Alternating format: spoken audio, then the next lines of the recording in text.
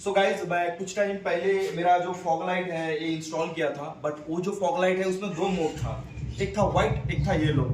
But फिलहाल 2025 में एक नया लाइट मर्सिडीज का जो वाई सीरीज है एजीजी का, इसमें 5 तरह के मूड्स है, मतलब फ्लैशर है, तो डिफरेंट कलर है, रेड कलर भी है। तो मैं इस लाइट को इंस्टॉल करने के लिए डिफरेंट प्लेस में विजिट किया, जो कि मेरे इशू होने के नाते मेरा लाइट का सोल्यूशन नहीं हुआ। मतलब काफी ज्यादा लोग क्या कर रहे हैं, इसको डायरेक्ट प्लग एंड प्ले कर रहा है, मतलब बैटरी के साथ, जिससे क्या होता है बैटरी ड्रेन हो सकता है, पूरा वायरिंग जल सकता है, काफी सारा दिक्कत आ सकता है। तो इसकी वजह से जो कस्टम रिले है वो मेरा भैया रजदीप भैया ने बनवा दिया। तो आप पूरा चीजें एक्सप्लेन करेगा, क्योंकि काफी लोग ऐसे कंप्लेन करते हैं कि ये जो फॉग लाइट है या डिफरेंट तरह के जो हाई पावर कंज्यूमेबल लाइट्स है वो लगाने के बाद बैटरी चार्ज नहीं होता, बैटरी ड्रेन हो जाता है, सेल्फ स्टार्ट नहीं होते, क्योंकि काफी सारे जो मॉडर्न एडवेंचर बाइक है उसमें किक नहीं होता। ठीक है, तो ये सारे चीजें का जो सोल्यूशन है वो भैया बताएगा आपको। तो देखो गाइस, फर्स्ट ऑफ ऑल किसी भी बाइक पर अगर फॉग लाइट कोई हाई पावर लाइट इंस्टॉलेशन करना हो, ऑब्वियसली रिले का यूज़ करो। तो रिले का यूज़ करने का दो तरीका होता है, एक पॉजिटिव वायर का कनेक्शन और एक नेगेटिव वायर कनेक्शन। तो इस बाइक पर हमने चारों रिले का इस्तेमाल किया ताकि एक एक लाइट पर एक एक रिले काम आ सके। तो guys, after setting this relay, तो इसको हम चेक करेंगे विदाउट स्विच ऑफ कंडीशन पर इसका एम्पियर ड्रॉन हो रहा है या नहीं बैटरी से। तो ये सभी को करना चाहिए, जितने सारे टेक्नीशियंस हो, जितने सारे कस्टमर्स हो जो फॉग लाइट इंस्टॉलेशन करना चाहते हैं, किसी भी तरह के लाइट आप इंस्टॉलेशन करो, लेकिन रिले के सहारे ऑब्वियसली करो। तो मैं आप लोगों को लाइव दिखाऊंगा। देखो, इसको मैंने सेटिंग की इंक्लूडिंग 4 रिलेज के साथ, और इसका मोड देखो, इग्निशन की ऑन की, एक है वाइट, दूसरा है येलो, इस साइड पर एक है स्ट्रोब, इसको दोबारा स्विचिंग करने से स्ट्रोब का डिजाइन चेंज हो जाएगा, ये व्हाइट पर आ गया। और तीसरा येलो और व्हाइट बोथ दो हो रहा है। देखो मैं फिर से दिखाता हूँ, एक येलो दो हो रहा है, एक व्हाइट दो हो रहा है, एक येलो एंड व्हाइट। और ऊपर पर ये रेड कलर का DRL दो हो जाएगा। जब राइड करेंगे थोड़ा सा शाम की रोड पर, तो आपको बहुत खूबसूरत दिखेगा इसको। तो गाइस, ये था इसका लाइट का डिजाइन। तो लाइट को इंस्टॉलेशन करने के लिए मुझे 4 रिले का इस्तेमाल करना पड़ा, इंक्लूडिंग फ्यूज बॉक्स के साथ। तो देखो, इसका चार्जिंग हम सबसे पहले चेकिंग करेंगे आफ्टर स्टार्ट कंडीशन पर।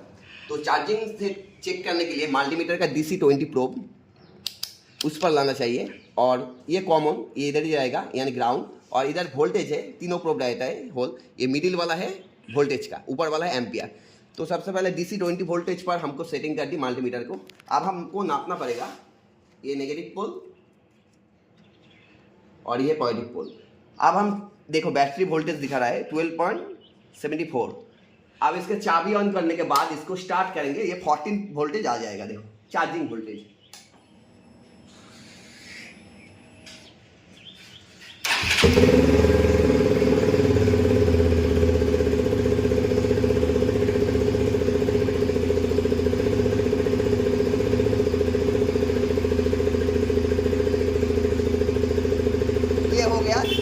Charging voltage. अब हम लाइट को ऑन करेंगे।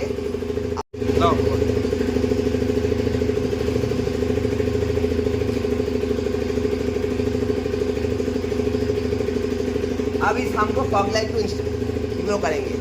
अब थोड़ा सा इसका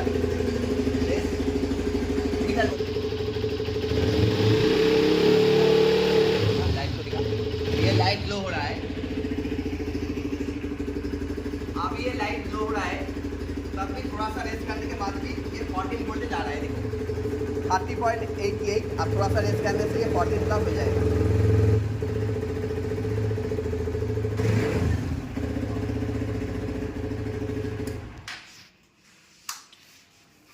तो गाइस, ये था वोल्टेज चेकिंग प्रोसेस।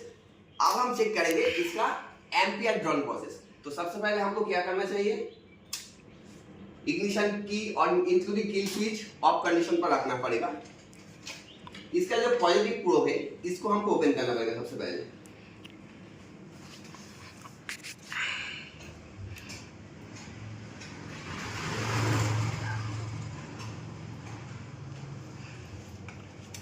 अब हम जो फॉग लाइट का जो पॉजिटिव वायर इधर भी सेटिंग किया वो इसके साथ हम सेटिंग कर देंगे।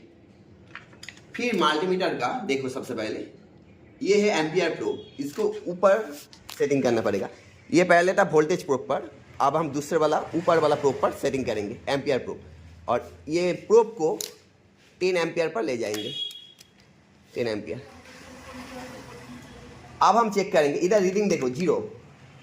आप इसके साथ कनेक्ट करेंगे, ये दोनों के साथ, और दूसरा वाला प्रोब बैटरी के पॉजिटिव पर सेटिंग करेंगे। आप देखो इधर रीडिंग देखो 0, यानी कुछ भी वोल्टेज एम्पियर, सॉरी इधर बीच कुछ भी एम्पियर ड्रॉन नहीं हो रहा है। अब हम इसको इग्निशन स्विच ऑन करेंगे, देखो 0.56 यानी एम्पियर खींचेगा। देखो चाबी ऑन करने के बाद इधर बीच एम्पियर खींच रहा है, लेकिन चाबी ऑफ कर देंगे, इधर 0 हो जाएगा टोटली। तो इसका मतलब, तो गाइस इस चेकिंग आपको करना ही होगा किसी भी फॉग लाइट इंस्टॉलेशन करने के बाद। इसका मतलब इधर बीच इग्निशन की ऑफ कंडीशन पर अगर कुछ भी एम्पियर खींचेगा 0.01 तो आपका बैटरी 100% ड्रेन हो जाएगा, क्योंकि एम्पियर पर आवर के अनुसार खींचता है। यानी 0.01 0.02 अगर एम्पियर खींचेगा तो एक दिन में आपका बैटरी ड्रेन हो जाएगा, 24 आवर्स में आपका बैटरी ड्रेन हो जाएगा। ये सबसे पहले आपको एक सेकंड मेरा एक सवाल है। हाँ। मतलब मैं अगर यूज भी नहीं कर रहा हूँ फिर भी ड्रेन हो जाएगा? हाँ। अच्छा, अगर आप यूज भी नहीं करो, इग्निशन की ऑफ कंडीशन पर आप बाइक घर में रखो एक दिन के लिए। अच्छा। अगर ये 0.01 0.02 एम्पियर खींचेगा तो एक दिन में यानी 24 आवर्स में ये बैटरी टोटली ड्रेन हो जाएगा। यानी इसका CCA यानी कोल्ड क्रैंकिंग एम्पियर डाउन हो जाएगा। जब आप स्टार्ट देने जाओगे सुबह तो स्टार्ट देने पर बैटरी नहीं स्टार्ट होगा और उसका इश्यू नंबर मीटर OBD पर आ जाएगा। मीटर का OBD है उस पर इश्यू का नंबर आ जाएगा। तो हर एक बंदे का जो क्वेश्चन का सवाल था लीक टेस्ट कैसे चेक करना चाहिए, इंक्लूडिंग ये प्रोसेस है leak test process, battery leak test process. और मैंने ये लीक टेस्ट आफ्टर सेटिंग ये फॉग लाइट करने के बाद वक्त पर ही मैं कर दी और आप लोगों को इसलिए दिखाया ताकि आपका बैटरी का, आप बाइक का बैटरी का लीक टेस्ट आप कर सकोगे और फॉग लाइट इंस्टॉलेशन करने के बाद भी आप ऐसे करके चेक कर सकोगे। तो ये छोटा सा इन्फॉर्मेटिव वीडियो आप लोगों के हेल्प में आएगा मेरे हिसाब से। एज ए कस्टमर मेरा एक सवाल था आपसे। जो लोग इसे डायरेक्ट बैटरी के साथ कनेक्ट कर देते हैं, कोई रिले वगैरह नहीं करता, तो उसमें हार्नेस जलने का इशू है? 100%, क्योंकि देखो ये एक 60 वाट का है, उधर भी 60 वाट का है, यानी कितने कुल मिला के कितना वाट का हुआ? 120 वाट का। तो watt by voltage is equal to ampere. तो 120 वाट अगर 12 वोल्टेज से डिवाइड करोगे कितना एम्पियर खींचेगा? 120 डिवाइडेड बाय 12 यानी कितना? 11-12 एम्पियर पर आवर खींचेगा। तो सबसे पहले ये आपका स्विच तो जल ही जाएगा। और नंबर 2, जिस वायर से आप कनेक्टेड कर रहे हो, चाहे वो इग्निशन की, चाहे वो कोई पार्किंग स्विच, उसका वायर का थिकनेस देखोगे थोड़ा सा थिकर होता है, थोड़ा सा थिन होता है, ठीक है। तो कंपनी ने ऐसे डिजाइन क्यों किया? क्योंकि थोड़ा एम्पियर, बहुत एम्पियर्स को इसको डिवाइडेड कर दिया एक वायरिंग पर। अगर ये 120 वाट अगर एक छोटा सा वायर के सहारे ये जलेगा तो 4-5 घंटे कंटिन्यू जलने के बाद ये वायरिंग जल भी जाएगा और ये भी हो सकता है आपका टोटली वायरिंग भी जल सकता है, इंक्लूडिंग स्विच भी जल सकता है, ये स्विच भी जलेगा और वायरिंग भी जलेगा 100%। एक्चुअली भैया मैं ये सवाल क्यों कर रहा हूँ पता है? क्योंकि आजकल जो बंदे हैं कोई भी बाइक ले रहा है, चाहे वो हिमालयन हो, KTM एडवेंचर हो, वो क्या कर रहा है, मार्केट में जा रहा है, फॉग लाइट लगा रहा है, रेली वगैरह का तो कुछ पता नहीं, वो राइड पे निकल रहा है, तो काफ़ी खतरे में है, उनका लाइफ भी खतरे में है और गाड़ी भी खतरे में है, वारंटी भी क्लेम नहीं होगा क्योंकि वो आफ्टर मार्केट वर्क है। तो इसीलिए सारी चीज़ें हैं। आपकी तरफ से आप क्या गाइड करना चाहते हो कि कैसे करना चाहिए, एक्चुअली जो रियल प्रोसेस है कैसे करना चाहिए ताकि वारंटी में कोई इशू ना हो? ओके, हाँ, वही मैं बता रहा हूँ।